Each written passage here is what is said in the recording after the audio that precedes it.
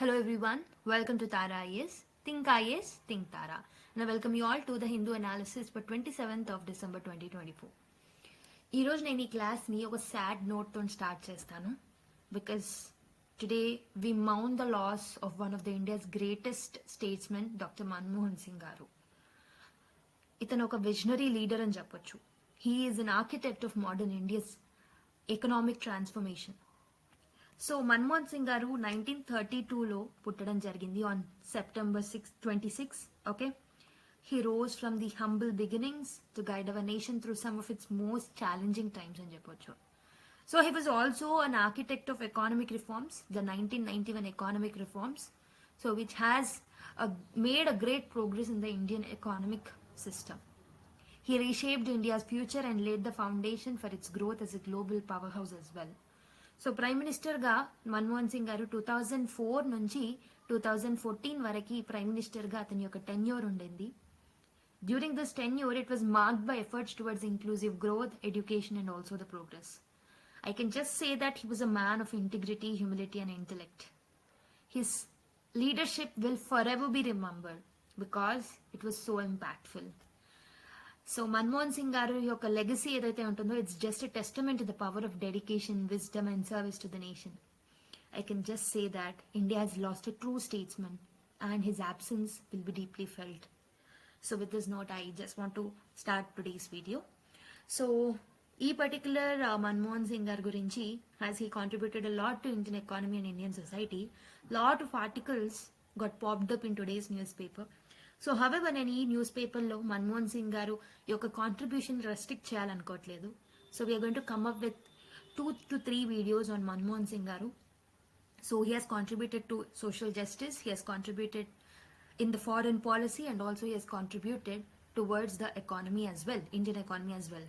So with the subject specific faculty we are going to come up with 3 videos on them. Okay, so you need to watch that. So stay tuned to our channel, click the notification bell icon so that whenever we upload those content it will be notified to you on your device. Okay, so with this note let's start the video. So last class లో మనం already ఈ particular topic యొక్క introduction చూసాం. So based on that today మనకి ఒక editorial కూడా రావడం జరిగింది, that is about the Ken Betwa link. Last class మేము ఏదైతే అప్లోడ్ చేసామో దాంట్లో మీకు ఈ కేన్ బేత్వా లింక్ ప్రాజెక్ట్ గురించి మెన్షన్ చేసి ఉంటుంది. So prime minister Narendra Modi గారు has inaugurated this particular project, 45,000 crore worth project. Last క్లాస్లోనే నేను చెప్పాను దీని గురించి. సో బేసికలీ ఈరోజు ఇంకొంచెం ఎలాబొరేటివ్ డిస్కషన్ చేద్దాం ఈ టాపిక్ నుంచి. Okay, so if you look at the syllabus point of view, this is important for GS1, GS2 and also GS3. GS1 లో geographical phenomena, natural resource distribution గురించి మనకు కవర్ అవుతుంది. GS2 లో federalism, governance challenges, interstate water disputes లో భాగంగా దీన్ని మనం cover చేయొచ్చు.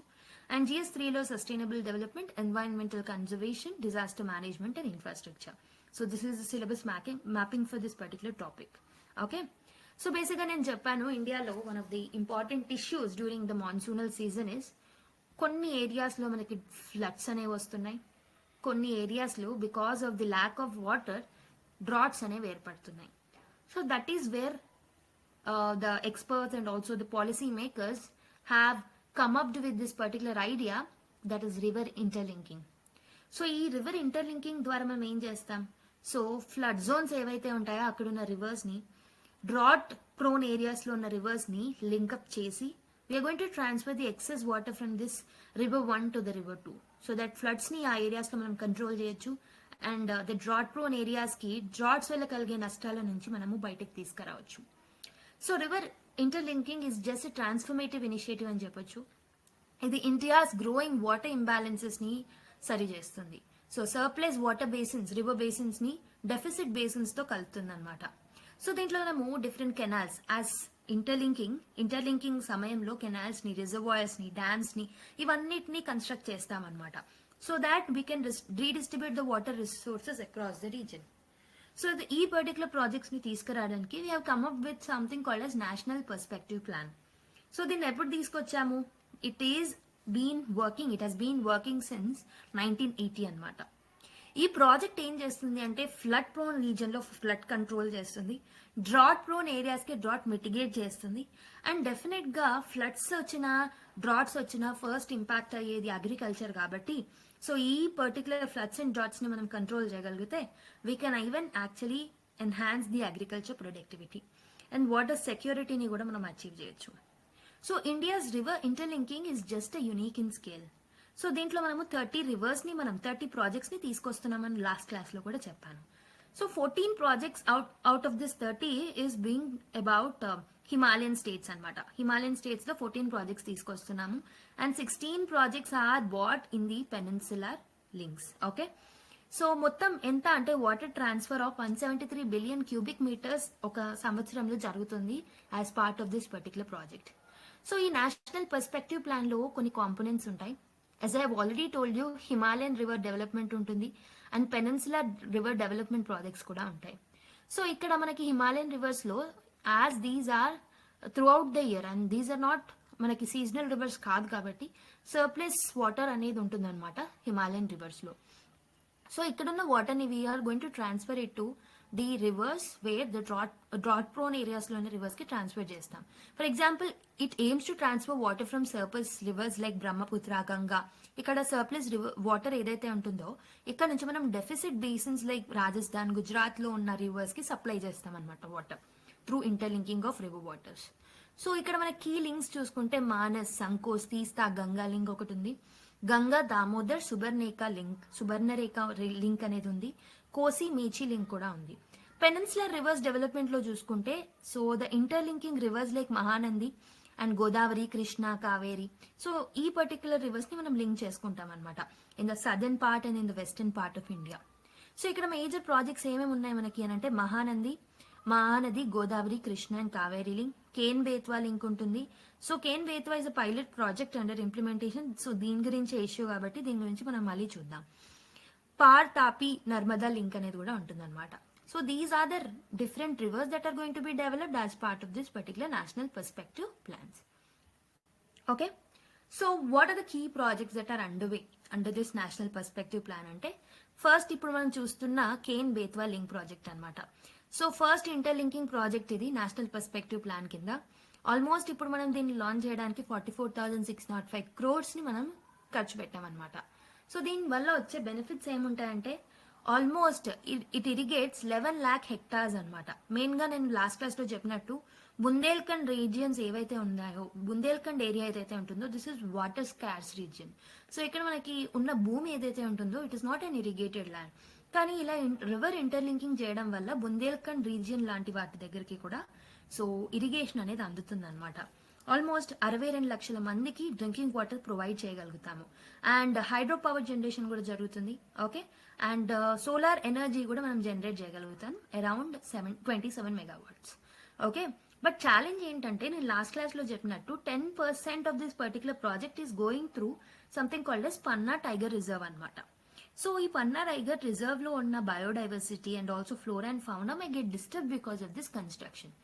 ఆల్మోస్ట్ 6,000 hectares సబ్మర్జ్ అవుతుంది అనమాట. So this is threat to biodiversity and also a livelihood of locals will get distracted. Okay, ఇక్కడ మీరు ఈ డయాగ్రామ్ లో చూసుకోవచ్చు, ఈ మ్యాప్ లో చూసుకోవచ్చు. Panna tiger reserve is somewhere over here. Okay, so Godavari, Krishna, Kaveri link, ఒకటేమో Ken Betwa link. So next proposed project under national perspective plan is Godavari, Krishna, Kaveri link అనమాట.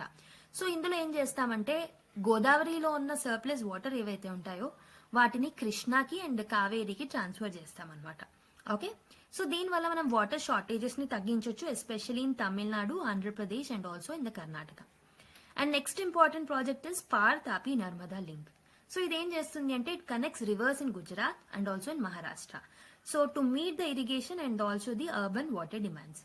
సో మనకి దీనివల్ల ఏమవుతుంది, ఈ పర్టికులర్ ప్రాజెక్ట్ వల్ల lot of people needed to displace.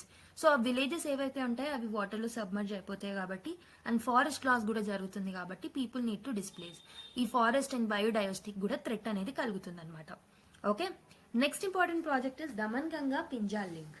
So ఇదేం చేస్తుంది అంటే ముంబైలో ఉన్న డ్రింకింగ్ వాటర్ నీడ్స్ ని అడ్రస్ చేస్తుంది. So these are different projects which were proposed as part of the national perspective plan. So these are key projects underway అని చెప్పొచ్చు. Okay. Now let us have a look on why there is a significance. What is the significance of interlinking of rivers? అసలు ఎందుకు అవసరం? So ఒకటి మనకు తెలిసిందే. So it is important to control floods and also the droughts. So floods and drought management లో interlinking of reverse అనేవి important అనమాట. For example it helps in controlling the flooding in the Brahmaputra and Ganga basins, and we can control the drought in the peninsular India. Okay, so that is how it will help. So ఇంకేం చేస్తుంది అంటే water సెక్యూరిటీని తీసుకొస్తుంది. So unequal distribution of water resources తో మనం face చేస్తున్న problems ఏవైతే ఉన్నాయో that can be solved through this particular river interlinking.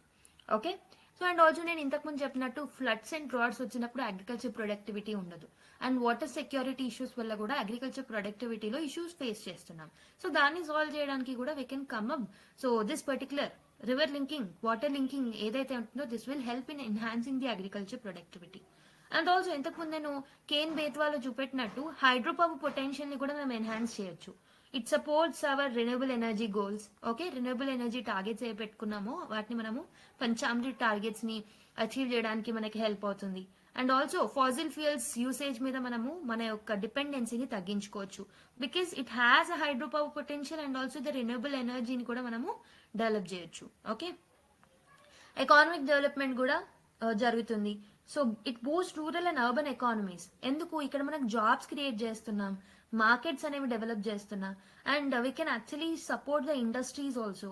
Okay, water supply ఎప్పుడు ప్రాపర్ గా ఇండస్ట్రీస్ కి జరిగితే అక్కడ కూడా ఎకనామిక్ డెవలప్మెంట్ అనేది ఉంటుంది అనమాట. నెక్స్ట్ దీని త్రూ మనం మనకు నావిగేషనల్ ఎఫెక్ట్స్ బెనిఫిట్స్ కూడా ఉంటాయి. సో ఇన్లాండ్ వాటర్ వేస్ ని క్రియేట్ చేయొచ్చు, ట్రాన్స్పోర్టేషన్ కాస్ట్ ని, పొల్యూషన్ ని కూడా మనం తగ్గించవచ్చు అనమాట. So because of the navigational benefits, because of the development of the inland water ways we can have a good transportation cost అనేవి తగ్గించవచ్చు అనమాట. ఓకే, పొల్యూషన్ కంట్రోల్ కూడా చేయొచ్చు. So this is the significance of river interlinking, గుర్తుపెట్టుకోండి. So మరి ఏం challenges ఉంటాయి because of this particular river linking అని అంటే, inter water river linking projects వల్ల ఏం ఛాలెంజెస్ ఉంటాయి? ఫస్ట్ థింగ్, లాస్ట్ క్లాస్ లో చూసినట్టు మనకి ఎన్వైరన్మెంటల్ ఇంపాక్ట్ అనేది ఉంటుంది. సో ఈ రోజు క్లాస్ లో కూడా I have told you that 10% of the Panna tiger reserve ఏదైతే ఉంటుందో that is getting subducted because of the Ken Betwa link project. So environmental impact అనేది జరిగే ఛాన్సెస్ ఉంటాయి. సో రివర్ ఈకోసిస్టమ్స్ ఏవైతే ఉన్నాయో this will disturb the wildlife habitats కానివ్వండి, important reserves, forest areas, trees, ఇవన్నిటిని మనము డిస్ట్రక్ట్ చేసిన వాళ్ళం అవుతాం అనమాట. Okay, so it will lead to the deforestation activities అని చెప్పాను, because of the reservoir construction and all. River health అనేది, రివర్ ప్యాటర్న్ అనేది because of the sedimentation, alteration in the sedimentation, river health అనేది కూడా డిస్టర్బ్ అయ్యే chances ఉంటాయి. So this is how environmental impact will happen. Social impact ఏముంటుంది అని అంటే, people need to displace. So displacement మీద డిస్ప్లేస్ అవ్వాల్సిన అవసరం అనేది కలుగుతుంది. ఎందుకు అంటే if any one is coming or any village is interfering in this particular project, ఆ రివర్ లో ఆ పర్టికులర్ విలేజ్ లో ఉన్న పీపుల్ ని డిస్ప్లేస్ చేసేస్తారు. ఓకే, వాళ్ళకి ప్రాపర్ రీహాబిలిటేషన్ మెజర్స్ ఇవ్వకపోతే they may go below the poverty line. Okay, so social impact అనేది కలుగజేస్తున్నాం. And also livelihood cost is also high. So it affects the fishing community, farming communities, and also other traditional occupations as well. Okay, economic feasibility చూసుకుంటే మనకి ఈ పర్టికులర్ Ken Betwa link project చూసుకోండి, around మనం 44,605 crores మనం దీని మీద స్పెండ్ చేస్తున్నాం. So this raise concerns about our economic viability. Okay, and also మనకి ఆపరేషనల్ ఎక్స్పెన్సెస్ ఉంటాయి, మెయింటెనెన్స్ కాస్ట్లు ఉంటాయి. సో లాంగ్ టర్మ్ లో కూడా చాలా ఖర్చు అనేది అవుతుంది అనమాట. సో ఎకనామికలీ కూడా ఇది not feasible. Okay, this is not economic. Next, inter state disputes. Okay, so మనకి వాటర్ షేరింగ్ డిస్ప్యూట్స్ ఏవైతే ఉన్నాయో, for example we have something called as Kaveri and Krishna disputes. Okay, this will complicate this particular projects. Okay, so states ఏవైతే states ఉన్నాయో they may resist transferring the water due to the fears of future scarcity also. Okay, states may not agree with that. Next, climate change uncertainty కూడా కలిగే chances ఉంటాయి. For example it may alter the rainfall patterns. So monsoonal patterns అనేవి change అయ్యే అవకాశాలు ఉంటాయి. Okay, because of the climate change. Okay, next, hydrological రిస్క్లు కూడా ఉంటాయి. So it will reduce the flow in the downstream areas and also increases the risk of siltation. So these are the different challenges with respect to this particular inter water river linking projects. Okay, మరి what are the sustainable alternatives to the river interlinking? ఒకటి వచ్చేసి watershed development అనమాట. So we need to adopt decentralized approach. Okay, so decentralization approach మనం తీసుకొస్తే we can easily conserve the water అనమాట through rainwater harvesting, check dams construction, percolation tanks, ఇవన్నీ మనం construct చేయొచ్చు. So this can be an alternative model in order to decrease the water scarcity. Okay, decentralized approach తో మనకు ముందు రావచ్చు. So river interlinking వాటరే కాకుండా we can do something called as groundwater management also. Recharge aquifers using, we can recharge the aquifers that are there below in the groundwater restoration కోసం we can recharge the aquifers using the traditional and even the modern techniques. Okay, efficient irrigation projects తో ముందుకు రావచ్చు. For example, so ప్రస్తుతం ఉన్న irrigation patterns ఏవైతే ఉన్నాయో దాంట్లో changes తీసుకొచ్చి we can promote the water efficient techniques like drip and sprinkler irrigation methods ని మనం డెవలప్ చేయొచ్చు. So river rejuvenation, so river rejuvenation కూడా మనం చేయొచ్చు అనమాట. న్యాచురల్ ఫ్లోస్ ని మనం రీస్టోర్ చేయొచ్చు by cleaning the water, removing the blockages and also by kerbing the pollution. So we can also come up with participatory approach అనమాట. So local communities ఏవైతే ఉన్నాయో వాటర్ రిసోర్స్ ప్లానింగ్ లో, decision making లో local communities ని కూడా మనము involve చేయొచ్చు. So మనకి ఈవెన్ మనం ఎందుకు ఇంక్లూడ్ చేసుకున్నాం ఇప్పుడు క్లాస్ లో అంటే, సో ప్రస్తుతం మీకు ఇంటర్వ్యూలో కానివ్వండి, మీకు మెయిన్స్ లో కానివ్వండి, what can be the sustainable alternatives. So rather than coming with the river interlinking projects, so what can be the sustainable alternatives అని చెప్పేసి మిమ్మల్ని అడిగినప్పుడు you have to come up with this particular solutions. Okay, so మరి government ఏమైనా initiatives తీసుకొచ్చిందా with respect to sustainable alternatives అంటే, national water development agencies ని form చేయడం జరిగింది. It was established in 1982. So basic గా రివర్ ఇంటర్లింకింగ్ వాటర్ ప్రాజెక్ట్స్ ని ఎవరు ఇంప్లిమెంట్ చేస్తారు అంటే this particular agency itself. Okay, and also government has come up with something called as Jal Shakti Abhiyan also. So దీని వల్ల మనం వాటర్ కన్జర్వేషన్ ని promote చేయొచ్చు పబ్లిక్ పార్టిసిపేషన్ ద్వారా. And next national water mission తో కూడా మనం ముందుకు వచ్చాం. So this advocates for integrated water resources management. Atal Bhujal యోజనతో కూడా మనం ముందుకు వచ్చాం. సో గ్రౌండ్ వాటర్ మేనేజ్మెంట్ లో sustainable ground water managing approaches తో మనం ముందుకు రావడం జరిగింది through this Atal Bhujal Yojana. So these are the initiative, government initiatives with respect to the water. Okay, so మరి గ్లోబల్ లెవెల్ ఏమైనా ఎగ్జాంపుల్స్ ఉన్నాయా? Are there any best practices with respect to global level అని అంటే, China's south north water diversion project అనేది ఉంది. So it almost transfers 44.8 billion cubic metres annually from the Yangtze river to the northern reasons. Okay, to northern reasons అనేవి ఏరియడ్ గా ఉంటాయి, అక్కడికి మనము ఈ పర్టికులర్ వాటర్ ని ట్రాన్స్ఫర్ చేస్తున్నాం. So success, we have seen the success in addressing urban water needs but facing the ecological criticism. So అంటే both sides of the coin ఉంది అక్కడ కూడా. Urban water needs అనేవి అడ్రస్ చేయగలుగుతున్నాం, కానీ on the other hand ecological criticism అంటే అక్కడ కూడా బయోడైవర్సిటీ డ్యామేజ్ అనేది జరుగుతుంది అనమాట. నెక్స్ట్ యుఎస్ఏ లో కొలరాడో రివర్ ఆక్విడంక్ట్ అనేది ఉంది. సో ఈ transfers waters to southern California, అక్కడికి మనం వాటర్ ట్రాన్స్ఫర్ చేస్తున్నాం.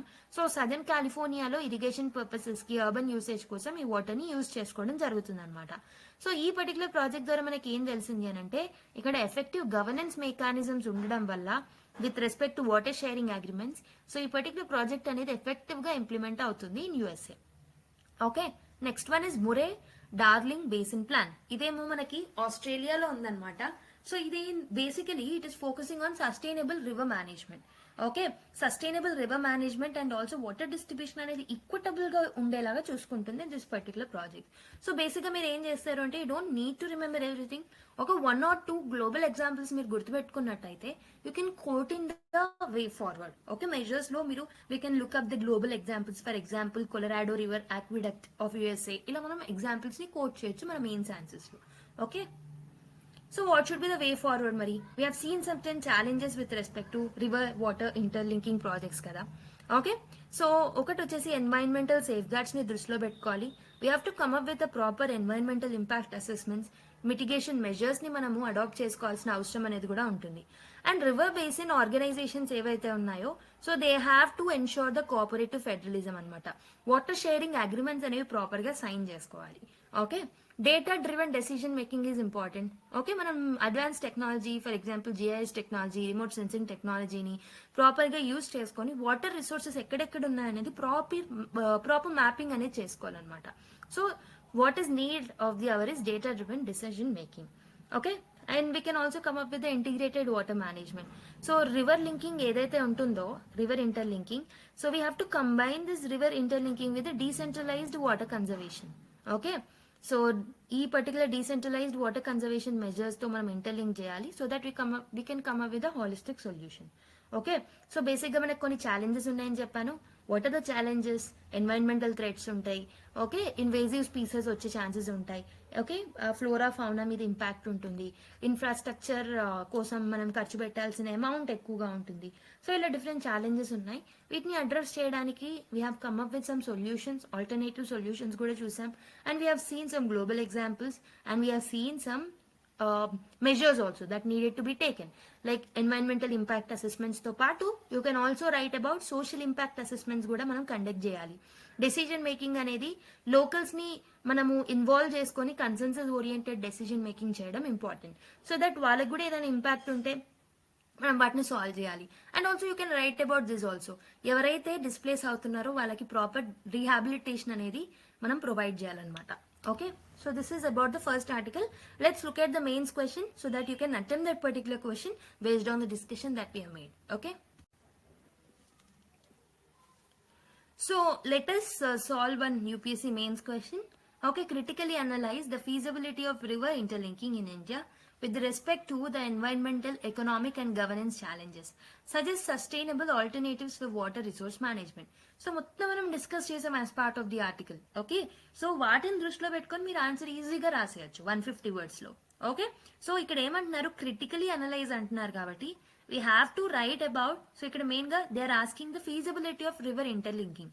సో కొన్ని పాజిటివ్ పాయింట్స్ ని మీరు రాయాలి, కొన్ని క్రిటిసిజమ్స్ ని కూడా మీరు రాయాల్సి ఉంటుంది. Okay, and you can suggest the alternative sustainable alternatives. For example, I have told you something like river water harvesting. Okay, ground water management proper గా ఉండాలని, ఇరిగేషన్ మెథడ్స్ లో చేంజెస్ తీసుకురావాలని, ఆ సస్టైనబుల్ ఆల్టర్నేటివ్స్ ని కూడా మీరు రాయాల్సి ఉంటుంది అనమాట. So this is how you have to approach this particular question. So introduction లో you can write the context of the news. Ken Betwa link గురించి మీరు రాయొచ్చు. Recently prime minister Narendra Modi గారు ఇనాగ్రేట్ చేశారు.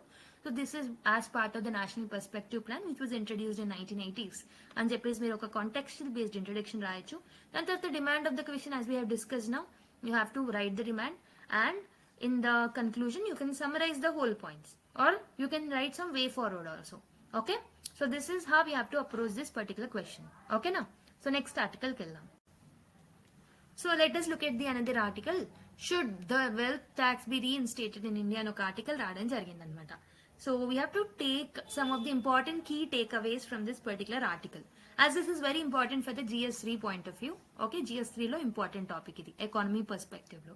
సో ఈ ఆర్టికల్ రాసింది అజయ్ షా గారు అండ్ ఆల్సో రాహుల్ మీనన్ గారు. సో అజయ్ షా గారు is a senior research fellow and co-founder of Exter forum. Okay, Rahul Menon గారేమో అసోసియేట్ ప్రొఫెసర్ అనమాట at the Jindal school of government and public policy. So basic గా ఈ పర్టికులర్ డిస్కషన్ ఆర్ ఈ పర్టికులర్ వెల్త్ ట్యాక్స్ గురించి article రాయాల్సిన అవసరం ఏముందంటే ప్రస్తుతం, సో రీసెంట్ గా ఒక ప్యానల్ డిస్కషన్ జరిగింది న్యూఢిల్లీలో.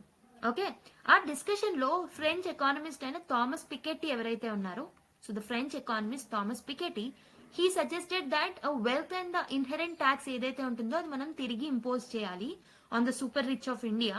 సో ఇది మనకి వాళ్ళ యొక్క కాంట్రిబ్యూషన్ హెల్త్ అండ్ ఎడ్యుకేషన్ కి పెరుగుతుంది if you are actually imposing this wealth tax అని చెప్పేసి సజెస్ట్ చేయడం జరిగింది the French economist Thomas Piketty. But on the other hand మనకి చీఫ్ ఎకానమిక్ అడ్వైజర్ అయిన అనంత నాగేశ్వరన్ గారు ఏమన్నారంటే, he has opposed this idea of the bringing back the wealth tax and he has argued that the higher taxes ఏవైతే ఉన్నాయో it would discourage or it would encourage the fund outflows. Okay, ఇది ఏం చేస్తుందంటే fund outflow అయ్యేలాగా చేస్తుంది అనమాట. It encourage fund outflows, tax collection తగ్గే chances ఉంటాయని చెప్పేసి చెప్పడం జరిగింది. సో ఆ డిస్కషన్, ఆ ప్యానల్ డిస్కషన్ లో జరిగిన అంశాలను బేస్ చేసుకొని ఈ పర్టికులర్ ఆర్టికల్ రాయడం జరిగింది. So the wealth tax be reinstated in India అని చెప్పేసి. సో అజయ్ షా గారు అండ్ రాహుల్ మీనన్ గారు discussed the question in a conversation. Okay, so based on the conversation this article was written. So let's look at the key takeaways as per the UPSC point of view. Okay, so first of all let us see what is wealth tax. Wealth tax అనేది ఒక direct tax అన్నమాట. Okay, so మనకి 2 type of taxations అనేవి ఉంటాయి, indirect taxes and direct taxes. Direct taxes అంటే ఏంటంటే for example మనము earn చేసిన మనీ మీద లేకపోతే మన దగ్గర ఉన్న వెల్త్ మీద డైరెక్ట్ గా ట్యాక్స్ విధించేదాన్ని డైరెక్ట్ ట్యాక్స్ అంటాం. సో బేసికలీ నెట్ వెల్త్ ఎంతైతే ఉంటుందో ఒక హ్యూమన్ మీద, ఆ వెల్త్ మీద మనం ట్యాక్స్ ని విధిస్తే దాన్ని మనం డైరెక్ట్ ట్యాక్సెస్ అంటాం అనమాట. Okay, so Hindu undivided family or company ప్రకారం ఈ వెల్త్ ట్యాక్స్ యొక్క డెఫినేషన్ ఇది. So it is assessed annually and is different from the income tax. So income tax అంటే ఏంటి, మనం ఆ ఇయర్ లో ఎర్న్ చేసిన ఇన్కమ్ ఏదైతే ఉంటుందో దాని మీద ట్యాక్సింగ్ వేస్తే దాన్ని మనం ఇన్కమ్ ట్యాక్స్ అంటాం. లేదు, wealth and income or different కదా. ఓకే, సో వెల్త్ ఏదైతే ఆల్రెడీ మన దగ్గర అక్యూములేట్ అయ్యి ఉందో దాని మీద ట్యాక్స్ వేస్తే, ఆ పర్టికులర్ నెట్ వెల్త్ మీద ట్యాక్స్ వేస్తే దాన్ని మనం వెల్త్ ట్యాక్స్ అని అంటాం అనమాట. Okay, so wealth includes the real estate, financial assets, luxury items ఏవైతే మన దగ్గర ఉంటాయో లేకపోతే వేరే వాల్యుబుల్ పొసెషన్స్ ఏవైతే ఉంటాయో అవన్నిటి మీద మనం ట్యాక్స్ ని విధించినప్పుడు దాన్ని మనం వెల్త్ ట్యాక్స్ అంటాం అనమాట. Okay, so wealth tax in India, if you look at the historical point of view, what are the key features before abolishing this particular tax? Wealth tax ఒకప్పుడు ఉండే మన దగ్గర, బట్ మనం దాన్ని అబాలిష్ చేసాం. So abolish చేయకముందు దీని యొక్క కీ ఫీచర్స్ ఎలా ఉన్నాయో చూద్దాం. సో బేసిక్ గా అప్పుడు ఎవరెవరికి అప్లికబుల్ గా ఉండే అంటే ఇండివిజువల్స్ కి, హిందూ అన్డివైడెడ్ ఫ్యామిలీస్ కి అండ్ కంపెనీస్ మీద ఈ పర్టికులర్ వెల్త్ ట్యాక్స్ అనేది అప్లికబుల్ గా ఉండేది. సో ట్యాక్స్ రేట్ ఎంత ఉండేది అంటే నెట్ వెల్త్ లో 1% ఛార్జ్ చేసేవాళ్ళు if it is exceeding the 30 lakh. Okay, 30 lakh figure exceed అయినప్పుడు 1% ఓకే నెట్ వెల్త్ మీద టాక్సేషన్ అనేది వేసేవాళ్ళు. So if you look at the exemptions కూడా ఉండేవి. అగ్రికల్చర్ ల్యాండ్ మీద, ప్రొడక్టివ్ అసెట్స్ మీద అండ్ ఆల్సో ప్రాపర్టీ ఏదైతే బిజినెస్ పర్పసెస్ కి యూజ్ చేస్తున్నామో వాటి మీద ఎగ్జామ్షన్ అనేది ఉండేది వెల్త్ ట్యాక్స్ పరంగా. Okay, so what are the challenges? Collection లో మనం ఛాలెంజెస్ ని ఫేస్ చేయడం జరిగింది. So administrative cost for wealth tax collection was high. So administrative cost అంటే ఏంటి? ఫర్ ఎగ్జాంపుల్, నేను ఎవరికైనా మనీ ఇచ్చాను అనుకోండి. Okay, for example I gave my friend 1 lakh rupees అనుకుందాం. సో ఈ 1 lakh కలెక్ట్ చేసుకోవడానికి నా పెట్రోల్ ఛార్జెస్ పెట్టుకోండి. For example this friend is far away from me అనుకుందాం. సో నేను ఈ 1 lakh కలెక్ట్ చేసుకోవడానికి ఆ ఫ్రెండ్ దగ్గరికి 1 month కి ఒకసారి నేను తిరిగాను అనుకోండి, from Hyderabad to somewhere in the Delhi. Okay, if my friend stays in Delhi, so ఒకవేళ ఆ పర్టికులర్ పర్సన్ నాకు 1 lakh ఇవ్వడానికి సతాయిస్తుంది అనుకుందాం. అప్పుడు నేను ఫ్లైట్ ఛార్జెస్ పెట్టుకొని if I need to travel to new Delhi, so it cost me higher. ఈ కలెక్షన్ ప్రాసెస్ లోనే నేను చాలా ఖర్చు పెట్టాల్సి వస్తుంది. సో దానికన్నా బదులు 1 lakh ని వదిలేసింది బెటర్ అని నాకు అనిపించే ఛాన్సెస్ ఉంటాయి. సో అలా వెల్త్ ట్యాక్స్ కలెక్షన్ లో ఎంతైతే మనీ ఇన్వెస్ట్ చేస్తుందో గవర్నమెంట్, దాన్ని మనం అడ్మినిస్ట్రేటివ్ కాస్ట్ అంటాం. ఈ administrative cost for wealth tax collection was very very high. If you're comparing with the amount of revenue that government is getting from the wealth tax, that is not so దానికన్నా ఎక్కువగా administrative cost అనేది ఎక్కువగా ఉంది. అందుకే collection challenges ఉన్నాయి కాబట్టి ఈ particular wealth tax ని అబాలిష్ చేయడం జరిగింది. Okay, so why was wealth tax abolished? So 2016 లో మనం దీన్ని అబాలిష్ చేయడం జరిగింది. So it was replaced by an additional surcharge. Okay, so basically super rich people ఎవరైతే ఉంటారో ఆర్ కంపెనీస్ ఏవైతే ఉంటాయో, సో కొన్నిటి మీద ట్యాక్స్ ఆన్ ట్యాక్స్ వేస్తారనమాట. ఓకే, స్పెసిఫిక్ పర్పస్ కోసం దాన్ని మనం యూజ్ చేయొచ్చు. సో దాన్ని మనం అడిషనల్ సర్చార్జెస్ అంటాం. ఓకే, సో రీజన్స్ చూసుకుంటే ఎందుకు దీన్ని అబాలిష్ చేయాల్సి వచ్చిందంటే రెవెన్యూ జనరేషన్ తక్కువ ఉందని చెప్పాను. ఓకే, అడ్మినిస్ట్రేటివ్ కాస్ట్ ఎక్కువగా ఉంటుంది than the revenue generation. High administrative cost as I already told you. Inefficiency, so under reporting ఎక్కువగా ఉండేది. చాలా లూప్ హోల్స్ ఉన్నాయి పర్టికులర్ ఎన్ఫోర్స్మెంట్ లో కూడా. ఎన్ఫోర్స్మెంట్ ఛాలెంజెస్ చూసాము. Okay, so focus shift to other measures. So దీనికన్నా బెటర్ మనం ఇంకేదైనా అదర్ మెజర్స్ తీసుకుంటే బాగుంటుందని గవర్నమెంట్ కనిపించింది. So that is where government has introduce surcharges అనమాట. Mainly on high income earners ఎవరైతే ఉంటారో, instead of wealth tax government started imposing the surcharges. Surcharges అంటే nothing but the tax on taxes అనమాట. Okay, so basic గా cess అనేది ఉంటుంది, surcharges అనేవి కూడా ఉంటాయి. ఈ సెస్ కి సర్చార్జెస్ కి తేడా ఏంటంటే, సెస్ అనేది స్పెసిఫిక్ పర్పస్ కోసం మనం కలెక్ట్ చేస్తాం. ఓకే, ట్యాక్స్ ఉన్న దాని మీద మళ్ళీ ట్యాక్స్ వేస్తే దాన్ని మనం సర్చార్జెస్ అనొచ్చు, సెస్ అనొచ్చు. సెస్ ఏమో specific purpose, for example education cess అనేది ఉంటుంది, హెల్త్ సెస్ అనేది ఉంటుంది. ఓకే, సో ఈ సెస్ చార్జెస్ మీద మనకి వచ్చిన అమౌంట్ ని మనం ఒక స్పెసిఫిక్ పర్పస్ కి యూజ్ చేస్తాం. Whereas surcharges without any specific purpose will collect. Okay, so these are the reasons why we have abolished the wealth tax అని చెప్పొచ్చు. ఓకేనా? So there are some proponents who are asking for introduction of the wealth tax. So what are their arguments? So ఎవరైతే wealth tax ని reintroduce చేయమంటారో వాళ్ళ యొక్క arguments ఏంటి? So ఈ particular wealth tax collection వల్ల వచ్చిన రెవెన్యూని ఇన్ఈక్వాలిటీస్ ని అడ్రస్ చేయడానికి ఖర్చు పెట్టొచ్చు అని అంటున్నారు అనమాట. Okay, so India's is rising inequality necessitates redistribution taxation. The top 10% own 77% of their national wealth. So if you look at the Oxfam report also, top 1% rich ఎవరైతే ఉన్నారో 1% rich is holding more than 40% wealth. అంటే so the income is only concentrated on few hands. So దాన్ని address చేయడానికి we can reintroduce this wealth tax. Next global practices లో చూసుకున్న Norway, Spain, Switzerland countries are successfully implementing this wealth taxes అనమాట. Okay, and ఇది ఇక్కడ collect చేసిన రెవెన్యూని social infrastructure development లో కూడా మనం యూజ్ చేయొచ్చు. For example we can use it in the health care, education, poverty alleviation measures. Okay, moral imperative చూసుకుంటే so it will ensure that the wealthy contribute a fair share to the public welfare. So దీనివల్ల మనం ఏం చేయొచ్చు అంటే we are able to make the wealthy people to contribute it to the public welfare అనమాట. So మరి కొంతమంది are arguing against the wealth tax reintroduction. So ఎందుకు argue చేస్తున్నారు? అగైన్ పాస్ట్ లో కూడా మనం అడ్మినిస్ట్రేటివ్ ఛాలెంజెస్ చూసాం. సో ఈ వెల్త్ ఏదైతే ఉంటుందో అక్యురేట్ గా మనం దాన్ని మెజర్ చేయలేము. Okay, especially for non-financial assets like gold, real estate. So people will not put all the things that are there with them. Okay, so వాళ్ళు బయట పెట్టారు కదా. ఓకే, వీటన్నిటిని మనం మెజర్ చేయడం కష్టం అవుతుంది. అడ్మినిస్ట్రేటివ్ ఛాలెంజెస్ ని ఫేస్ చేయాల్సి వస్తుంది అనమాట. Capital flight, high wealth taxes can drive businesses and investors to tax friendly jurisdiction. So basically ఏ దేశాలలో అయితే ట్యాక్స్ ఫ్రెండ్లీ మెకానిజమ్స్ ఉన్నాయో అక్కడికి వాళ్ళ ఇన్వెస్ట్మెంట్స్ ని షిఫ్ట్ చేసే ఛాన్సెస్ అనేవి ఎక్కువగా ఉన్నాయి. So there will be capital flight అనమాట to other tax friendly nations. Okay, so దానివల్ల మన దగ్గర ఉన్న ఇన్వెస్ట్మెంట్ తగ్గిపోయే ఛాన్సెస్ ఉంటాయి. In turn it may hamper the economic growth. Okay, limited revenue potential. So ఇక్కడ వెల్త్ ట్యాక్స్ నుంచి కలెక్ట్ చేసే ఇన్కమ్ ఏదైతే ఉంటుందో అది చాలా తక్కువగా, it is only 1% of the total tax revenues. So దాన్ని కలెక్ట్ చేసే ఏం లాభం, పెద్దగా లాభం లేదు, నష్టమే ఎక్కువ ఉంది. ఓకే, దానివల్ల మనం ఇంట్రడ్యూస్ చేయక్కర్లేదని చెప్పేసి కొంతమంది అంటున్నారు. ఆల్టర్నేటివ్ మెజర్స్ కూడా ఉన్నాయి. For example capital gains tax ని విధించవచ్చు, ఇన్కమ్ ట్యాక్స్ ని, ప్రోగ్రెసివ్ ఇన్కమ్ ట్యాక్స్ ని తీసుకురావచ్చు, ఇన్హెరెంట్ ట్యాక్స్ ని. Okay, and these other mechanisms ఏవైతే ఉన్నాయో these are less complex. So and they can act effectively. Okay, efficient గా దీన్ని మనం అప్లికబుల్ చేయొచ్చు, మానిటర్ చేయొచ్చు. కాబట్టి it's better to introduce the another alternative measures. Okay, so మరి ఇంకేం తీసుకురావచ్చు? What are the other alternatives to wealth tax అంటే higher surcharges on super rich. Okay, surcharges ని మనం ఇంట్రడ్యూస్ చేయొచ్చు, ఇప్పుడు కూడా మనం చేస్తున్నాం, ఇంకొంచెం ఇంక్రీజ్ చేయొచ్చు అనమాట. క్యాపిటల్ గెయిన్స్ ట్యాక్సెస్ లో రిఫార్మ్స్ ని తీసుకురావచ్చు. ఓకే, నెక్స్ట్ ఇన్హెరెన్స్ ట్యాక్స్ ని మనం తీసుకురావచ్చు, like estate duty and all. Okay, next luxury taxes వేయొచ్చు, లగ్జరీ గూడ్స్ మీద ఎక్కువగా taxes, luxury goods and services మీద ట్యాక్సెస్ ని ఇంపోజ్ చేయొచ్చు. సో గ్లోబల్ ఎగ్జాంపుల్స్ చూసుకుంటే కూడా as I already told you, నార్వేలో వెల్త్ ట్యాక్స్ అనేది విధిస్తున్నారు. 0.8% అనేది ఉంది వెల్త్ ట్యాక్స్ అక్కడ. ఓకే, స్పెయిన్ లో మనకి 0.2 to 3.5% వెల్త్ ట్యాక్స్ అనేది, ప్రోగ్రెసివ్ వెల్త్ ట్యాక్సెస్ అనేవి అప్లై అవుతున్నాయి.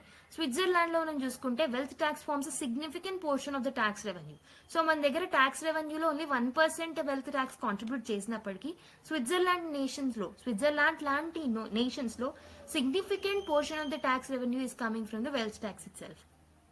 నెక్స్ట్ ఫ్రాన్స్ లో కూడా మనకి it has abolished this particular wealth tax in the 2018 అనమాట, because of the capital flight. Capital flight అంటే నేను చెప్పాను కదా, ఇన్వెస్ట్మెంట్స్ ని ట్యాక్స్ ఫ్రెండ్లీ జ్యూరిస్డిక్షన్ కి షిఫ్ట్ చేయడం వల్ల వాళ్ళ దగ్గర ఉన్న క్యాపిటల్ కి నష్టం అనేది జరిగే ఛాన్సెస్ ఉన్నాయి. So even France has abolished this wealth tax in the year 2018. So మరి ఏం చేస్తే బాగుంటుంది? What should be the way forward? Progressive taxation ని ఇంట్రడ్యూస్ చేయొచ్చు. ఓకే, సో ప్రస్తుతం ఉన్న ఎగ్జిస్టింగ్ ఇన్కమ్ ట్యాక్స్ ఫ్రేమ్వర్క్స్ ఏవైతే ఉన్నాయో వాటిని కొంచెం స్ట్రెంథెన్ చేసి దాంట్లో కొంచెం ఇన్నోవేటివ్ మెజర్స్ ని మనం ముందుకు తీసుకురావచ్చు. అండ్ టెక్నాలజీ డ్రివెన్ మానిటరింగ్ చేయొచ్చు. మనం ఇప్పుడు వెల్త్ ట్యాక్స్ ని కలెక్ట్ చేయడానికి కూడా ఫర్ ఎగ్జాంపుల్ రీఇంట్రడ్యూస్ చేసినా we can use the technology. So మనము అప్పట్లో టెక్నాలజీ యూసేజ్ లో వెనుకబడినా now we are having a forward looking approach towards the technology. Kabatti technology driven monitoring by using artificial intelligence, digital tools, databases, and also post covid manaki online transactions perigipoyayi kabatti. Okay, so dan valla kuda manaki ee wealth tax introduction anedi it can be benefitable if we are linking it with the technology. Okay, next suitable alternative mechanisms కూడా తీసుకురావచ్చు. As we have already scene luxury taxes ని, inheritance tax ని, capital gains tax ని, వీటిని కూడా మనము apply చేయొచ్చు. Okay, public awareness అనేది అవసరం. సో కంప్లైంట్స్ అనేది ఒకవేళ మనం వెల్త్ ట్యాక్స్ ని తీసుకొచ్చినా, so to increase the transparency from the public side also we have to bring the awareness measures. Okay, so this is how we can approach this particular wealth tax related question in our mains answer. Okay, mains లో ఒకవేళ ఇలాంటి question వస్తే, so all the relevant points are there in today's discussion కాబట్టి you can try to use this particular PDF మీకు available గా ఉంటుంది మన Telegram ఛానల్లో. సో దారా ఐఎస్ టెలిగ్రామ్ ఛానల్ మీరు అందులో జాయిన్ అయినట్టయితే మీకు అక్కడ పీడిఎఫ్ యాక్సెస్ డైలీ ఇస్తాము. So you can actually download that and use that particular PDF. Okay, so let us look at another small article. Over 10.58 lakh votes were not counted or rejected in Lok Sabha elections, shows Election Commission data. Okay, so if you look at the source of this particular data, Election Commission of India data nedi. So according to Election Commission of India, 2024 Lok Sabha election in numbers lo chuskunte, as many as 86% of the people, like over 8,360 candidates evaraithe unnaro who contested the Lok Sabha election, last the deposits అని చెప్పొచ్చు. Okay, total electors ఎంతమంది ఉన్నారు అంటే 97.97 crores అనమాట. Total voters ఎంతమంది ఉన్నారు అంటే 64.64 crores. Women ఇందులో ఎంత కాంట్రిబ్యూట్ చేశారు, 47.63 crores. So total voter turnout in the female చూసుకుంటానికి 65% అనమాట, 65.78%. Okay, so voters not counted or rejected ఇదే ఇంపార్టెంట్ థింగ్, హెడ్డింగ్ లో ఇచ్చింది కూడా ఇదే. సో ఆల్మోస్ట్ 10.58 lakh పీపుల్ ఎవరైతే ఉన్నారో they were not included. Okay, their votes were not counted or they are rejected అనమాట. Okay, total polling stations 10.51 lakh ఉన్నవి. Okay, average electors per polling stations చూసుకుంటే 930 అనమాట, 930 people per polling station. Number of independent candidates who stood అంటే మనకి 3,921 people and women candidates ఇందులో 800 members. Okay, so this is the data that is given by the Election Commission of India. So the key data that is to be noted is rejected votes anamata. Almost 10.58 lakh votes అనేవి reject అయ్యడం జరిగింది అనమాట. So ఈ total rejected oats ఇంత ఉండడం వల్ల what is the analysis that we have to do for the UPSC point of view అనేది చూద్దాం. So total rejected votes 10.58 lakh votes were rejected and they were not counted. So some were rejected and some were not counted during the election process. So if you look at the breakdown, 5.3 lakh postal votes ఉన్నాయి దీంట్లో. 10.5 lakh votes లో 5.35 lakhs postal votes అనమాట. So ఇవెందుకు reject చేశారు అంటే because of some procedural errors, incomplete forms వల్ల, missing details వల్ల వీటిని రిజెక్ట్ చేయడం జరిగింది. అండ్ మిగతా 5.22 lakh ఓట్స్ ఏవైతే ఉన్నాయో ఇవి ఈవీఎంస్ ద్వారా క్యాస్ట్ చేసిన ఓట్స్ ఏవైతే ఉన్నాయో వీటిని మనం రిజెక్ట్ చేయడం జరిగింది due to the technical issues or voter errors. Okay, so the proportion, if you look at the proportion, despite the advanced electoral system, so చాలా మంది ఓట్స్ ఏవైతే ఉన్నాయో they have become invalidated according to this data. Okay, so out of 63.89 crores valid votes ఉంటే ఈ rejections ఏవైతే ఉన్నాయో these are small percentage. ఈ small percentage అయినప్పటికీ 1 vote also matters sometimes. ఒక్క ఓట్ తో విన్ అయిన డేస్ కూడా మనకు కనబడ్డాయి. So these particular rejected votes can significantly impact on the contesters. Okay, కాంటెస్ట్లు ఎవరైతే ఉన్నారో, ఎవరైతే కాంటెస్ట్ చేశారో పీపుల్, సో సిగ్నిఫికెంట్ అంటే మైన్యూట్ గ్యాప్ తో ఓడిపోయిన వాళ్ళ మీద ఇంపాక్ట్ చాలా పడుతుంది అనమాట because of this rejected oats. Okay, what are the impact of the rejected votes అనేది చూద్దాం. So a small analysis is something which is required for the exam. So it may hamper the electoral integrity anamata. So large scale rejections will raise the concerns about the efficiency and transparency of the electoral process. And also e particular rejected votes, this will create an impact on the marginalized groups. Okay, higher reliance on postal ballots among the certain groups, for example service voters, వీళ్ళు ఎవరైతే ఉన్నారో వీళ్ళ మీద, ఈ marginalise groups మీద ఎక్కువగా మనకి impact కలిగే ఛాన్సెస్ ఉన్నాయి. This may lead to disenfranchisement. Okay, close contest, ఈ రిజెక్టెడ్ ఓట్స్ ఏవైతే ఉన్నాయో this can influence the outcomes of the elections also. Okay, ఏదైతే కాన్స్టిట్యుయెన్సీస్ లో నారో మార్జిన్స్ తో విన్ అయిన క్యాండిడేట్స్ ఉంటారో, సో ఎవరైతే నారో మార్జిన్ వల్ల ఓడిపోయారో వాళ్ళ మీద ఇంపాక్ట్ కలిగే ఛాన్సెస్ ఉంటాయన్నమాట. Okay, so what are the challenges, ఎందుకు రిజెక్ట్ అయ్యాయి ఓట్స్ అంటే కాంప్లెక్స్ పోస్టల్ బ్యాలెట్ ప్రాసెస్ అన్నమాట. ఓకే, మల్టీ స్టెప్ ప్రొసీజర్స్ ఉండడం, ఓటర్ ఎర్రర్స్ అనేవి ఉండడం, ఓకే, దీనివల్ల రిజెక్షన్ రేట్స్ అనేవి పెరిగాయి. And some times EVM rejection, ఎందుకు ఈవీఎంస్ ద్వారా కూడా రిజెక్షన్స్ జరుగుతున్నాయంటే టెక్నికల్ గ్లిచెస్ ఉండడం, ప్రొసీజరల్ ల్యాప్సెస్, ఓటర్ వ్యాలిడేషన్స్ లో ఎర్రర్స్ చూడడం, ఇవన్నీ చూసాం. అవేర్నెస్ గ్యాప్స్ కూడా ఉన్నాయి. So because of the lack of voter education, okay, వాళ్ళకి ప్రాపర్ గా ఓటింగ్ వేయలేకపోవడం వల్ల కూడా మనకి ఈ రిజెక్షన్స్ అనేవి జరగడం జరిగిందనమాట. ఈవీఎం యూసేజ్ రాక కూడా. Okay, so this is how it will impact and these are the challenges. Okay, this is one of the small article we have picked up from today's newspaper. I felt that this is important for the exam point of view. Okay, so let us look at the another important, very important article from today's newspaper. So ikkada article yokka heading మీరు చూసినట్టయితే tapping into Kazakhstan's rare earth potential అని చెప్పేసి ఒక article రావడం జరిగింది. So బేసిక్గా ప్రస్తుతం we are more concentrating on the renewable energy sector, batteries development and all, right? Electric vehicle development and all. ఎందుకు? క్లైమేట్ చేంజ్ ఇష్యూస్ ని టాకిల్ చేయడానికి.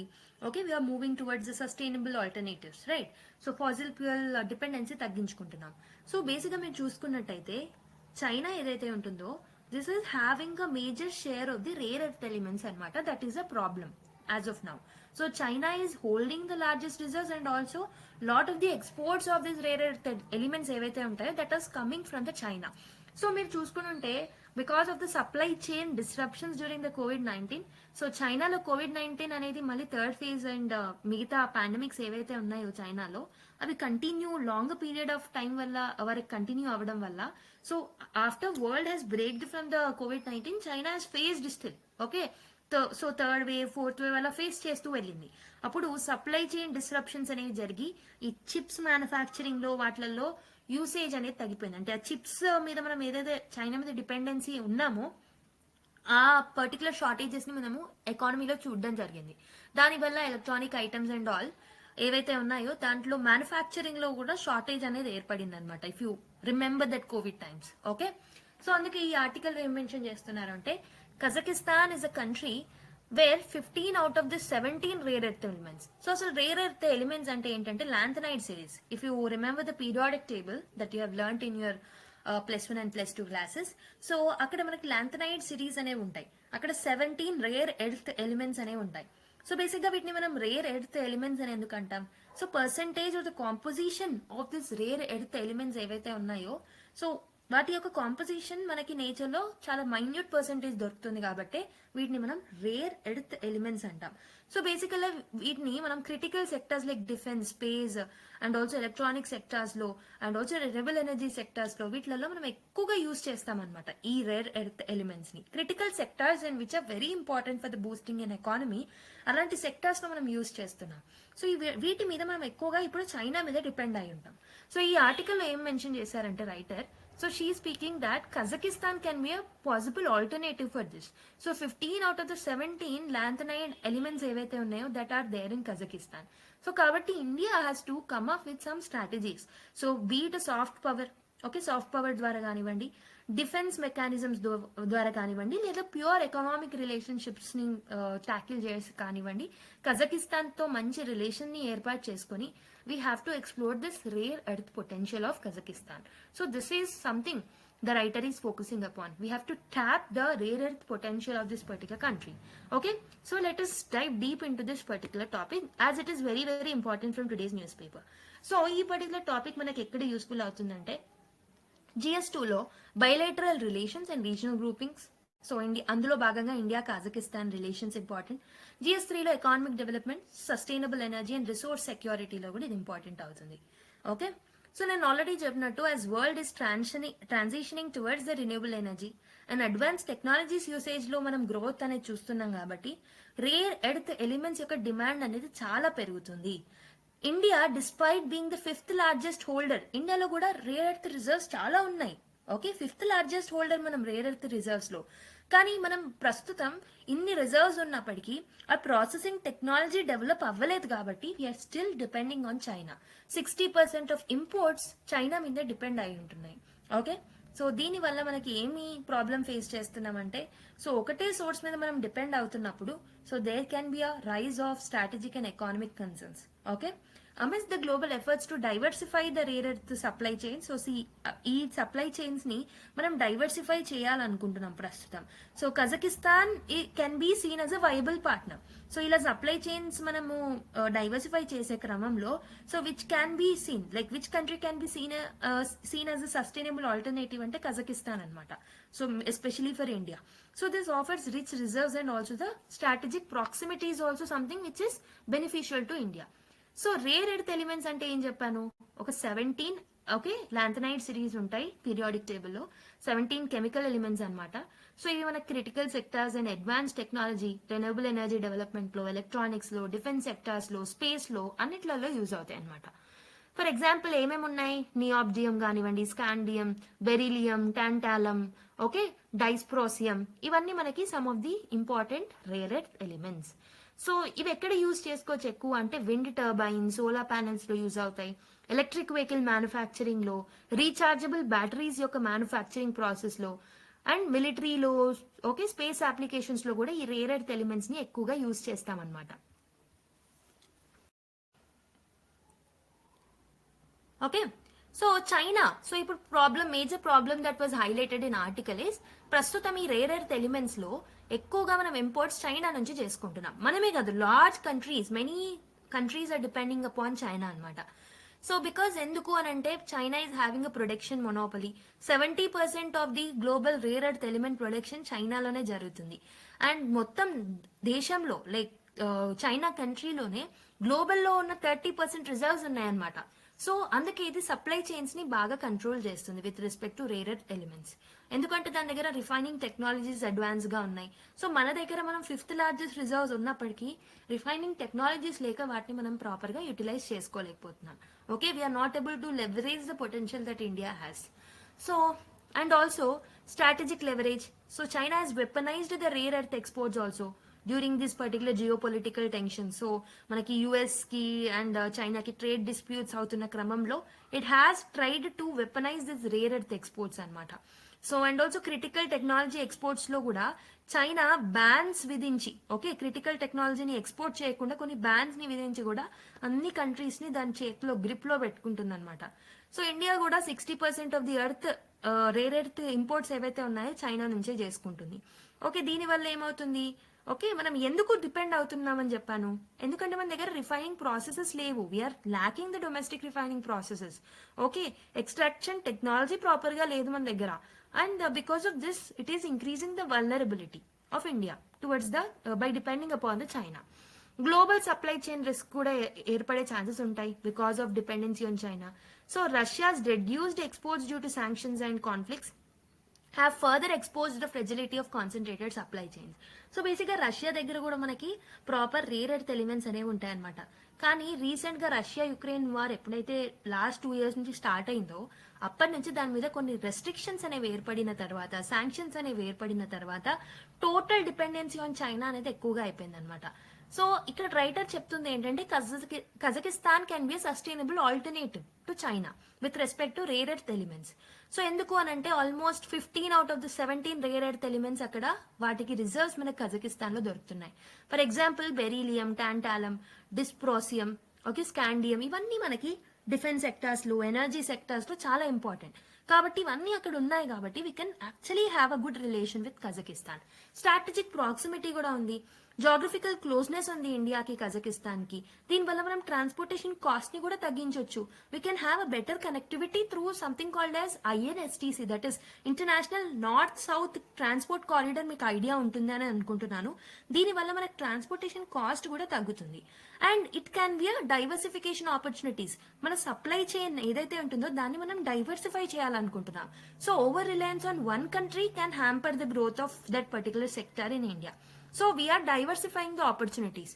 సో ప్రస్తుతం ఏమేమి కొలాబరేషన్స్ ఉన్నాయి ఇండియాకి చైనాకి, ఇండియాకి కజకిస్తాన్ కి అని అంటే Kazakhstan has renewable energy extraction agreements with nations like Japan and Germany. Even European Union తో కూడా రెన్యూవబుల్ ఎనర్జీకి సంబంధించిన అగ్రిమెంట్స్ అనేవి సైన్ చేసుకుందనమాట. So in the similar way ఇండియాతో కూడా ఫ్యూచర్ లో it has to sign. Okay, India can actually use its soft power to sign that particular agreements. Okay, so ఒకవేళ కజకిస్తాన్ కి ఇండియాకి ఫ్రెండ్షిప్ అనేది కుదిరితే what can be the benefits towards India? ఇండియాకి ఏమేమి బెనిఫిట్స్ ఉంటాయనేది చూడాలి. So it unlocks the significant benefits for India's electronic sector, defense sectors and other critical sectors ఏవైతే ఉన్నాయో అక్కడ మనకు ఒక బెనిఫిట్ అనేది అందుతుంది అనమాట. అండ్ ఆల్సో మనం డైవర్సిఫై చేసుకోవచ్చు మన గోల్స్ ని. టెక్నాలజికల్ అడ్వాన్స్మెంట్ అనేది కూడా చేయొచ్చు. India can leverage Kazakhstan advanced extraction technologies. So basic గా ఎక్స్ట్రాక్షన్ టెక్నాలజీస్ కజకిస్తాన్ లో బాగా డెవలప్ అయ్యాయి. సో ఈ టెక్నాలజీ ట్రాన్స్ఫర్ అగ్రిమెంట్స్ కూడా మనం చేసుకోవచ్చు కజకిస్తాన్ తో by using hour soft power. ఆ టెక్నాలజీ ఏదైతే ఉంటుందో వాటిని మనం ఎక్స్ట్రాక్ట్ చేసుకోవచ్చు అక్కడ నుంచి. ఎనర్జీ ట్రాన్సిషన్ గోల్స్ ని కూడా మనం అచీవ్ చేసుకోవచ్చు if you are having a good support from Kazakhstan. So 500 gigawatt reach అవ్వాలి రెన్యూవబుల్ ఎనర్జీలో మనం 2030 కల్లా అని చెప్పేసి మన ఐఎన్డిసి టార్గెట్స్ ని సెట్ చేసుకున్నాం as part of COP28 and also Paris agreement. So వాటిని మనము రీచ్ అవ్వాలి అని అంటే కూడా మనకి కొన్ని రేర్ ఎర్త్ ఎలిమెంట్స్ అవసరం, లైక్ డిస్ప్రోజియం, నియోబ్జియం. ఇవన్నీ మనకి ఎక్కువ ఎక్కడ యూజ్ అవుతాయి అంటే రెన్యూవబుల్ ఎనర్జీ డెవలప్మెంట్ లో, like wind energy, solar energy and all. So ఇలా ఎనర్జీ ట్రాన్సిషన్స్ చేయాలన్నా we need rare earth elements కాబట్టి okay energy transition is necessary as we need to reach our Panchamrit goals kabatti we have to depend on Kazakhstan. Okay, we have to diversify our dependency also. Okay, geopolitical leverage, it strengthens India's position in Central Asia. It enhances the beyond energy to connectivity, trade and regional stability also. So energy needs e kaakunda migitha needs ni kuda manam fulfill chesukochu. So ikkada manaki mapping anedi undi. So you have to look at the Kazakhstan map. Okay, what are the surrounding areas to Kazakhstan anedi very important avutundi. So I am zooming in so that you can easily see this. One second. Yeah. So ikkada basic ga this is the Kazakhstan chuttu unna nations chudandi meeru. Okay, so here Russia అనేది ఉంది మనకి Kazakhstan కి. So ఈ eastern side and northern side మొత్తం మనకి Russia అనేది cover చేస్తుంది. Okay, so దాని తర్వాత కింద ఉజ్బెకిస్తాన్ ఉంది, కిర్గిస్తాన్ ఉంది, చైనా ఉంది. ఓకే, అండ్ ఇంకొక సైడ్ కాస్పియన్ సీ అనేది ఉంది. ఓకే, సో కాస్పియన్ సీ కి కూడా ఇట్స్ అ బార్డరింగ్ నేషన్ అనమాట. So remember which are the countries that are there. పైన రష్యా ఉంది, towards the south Uzbekistan, Kyrgyzstan and also eastern side lo China undi and also it is bordering with China, Caspian Sea. Okay, remember this. So kani konni challenges unnai anamata. What are those challenges with respect to depending on the country called as Kazakhstan? Infrastructure gaps ane unnai. India ki Kazakhstan ki konni connectivity challenges ane unnai because of the limited transport routes అనేవి limited ga unnai kabatti. So this may lead to infrastructure deficit. Okay, technology deficiency. So India lo manaki refining technology ledu. So because of it limits its ability to capitalize on raw material imports as well. Geopolitical sensitives. So raw material imports మనం ఎందుకు చేసుకోలేము అని అంటే so దాన్ని process చేసే technology మన దగ్గర లేదు కదా. So that is the reason. Geopolitical sensitives. So Kazakhstan close ties with Russia and China may pose hurdles on advancing the bilateral rare earth partnership with India. So basically China అనేది one of the closest ties with this particular country called as Kazakhstan. దీనివల్ల ఏమవుతుంది, so ఇండియాతో partnership అయ్యే chances తక్కువగా ఉంటాయి కదా. Okay, as it is having a close relation with China and Russia. Extraction and processing cost అనేది ఎక్కువగా ఉంటుంది. We need to put high investment and operational cost కూడా చాలా ఎక్కువగా ఉంటాయి అన్నమాట with respect to this particular thing. So that can be a challenge. మరి ఏం చేస్తే బాగుంటుంది? What should be the way forward? Okay, so మనం బైలేటరల్ మెకానిజమ్స్ ని స్ట్రెంథెన్ చేయాలి. We have to establish platforms like proposed India central Asia rare earth forum ఇలాంటివి మనం తీసుకురావచ్చు. Okay, so that in order to explore the rare earth elements in the central Asian reason. Technological upgradation is very much needed. దానికోసం research మీద investment పెట్టాలి. Okay, domestic rare earth elements refining process ని, extraction technologies ని కూడా మనం enhance చేయాలి, promote చేయాలి. దీనికోసం మనకు క్యాపిటల్ అవసరం కాబట్టి ప్రైవేట్ సెక్టర్ ని ఎంకరేజ్ చేయొచ్చు. Okay, so sustainable mining practices. Okay, we have to ensure environmental compliance in rare earth elements extraction to meet the environmental, social and governance standards also. We can enhance the connectivity. Okay, so we have to operationalize India north south trade corridor ఏదైతే ఉంటుందో, international north south trade corridor, దాన్ని operationalise చేయాలి, అది proper గా utilise చేసుకోవాలి in order to solve the transportation issues. Okay, regional diplomacy కూడా ఇంపార్టెంటే. India's soft power ఏదైతే ఉంటుందో, డిప్లొమసీ ఏదైతే ఉంటుందో దాన్ని సెంట్రల్ ఏషియన్ కంట్రీస్ తో ప్రాపర్ గా ఎంగేజ్ అవ్వడానికి యూజ్ చేసుకోవాలన్నమాట. So that we can deepen the rare earth partnerships and we have to develop value added rare earth industries also in India. Okay, for example magnet manufacturing చేయొచ్చు. So that ఈ particular manufacturing చేయడం వల్ల import మీద ఎక్కువగా depend అవ్వకుండా ఉంటాం. Okay, so based on the discussion that you made, ఒక చిన్న క్వశ్చన్ మీకు, prelims oriented question. What is the international north south transport corridor primarily aimed at? Okay, what is it's aim? So ఇక్కడే answer ఉంది కాబట్టి let me tell you. So this will enhance the connectivity between central Asia and India. So ఇక్కడ ఏం చేస్తుంది, central Asian కంట్రీస్ని ఇండియాని link చేస్తుంది కాబట్టి, so ఈ international north south transport corridor is very important to us. Okay, so option A is the right answer for this particular question. Okay, I hope so you have understood this article as well. Okay,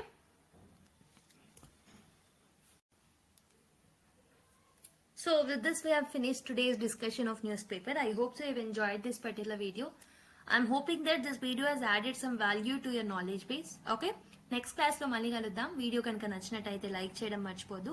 okay, and also please subscribe to our channel so that ఈ particular subscriptions and also likes ఏవైతే ఉంటాయో this can act as a source of motivation to me and also my team. Okay, so let's meet in the next class మరి. Until then take care, bye and keep smiling.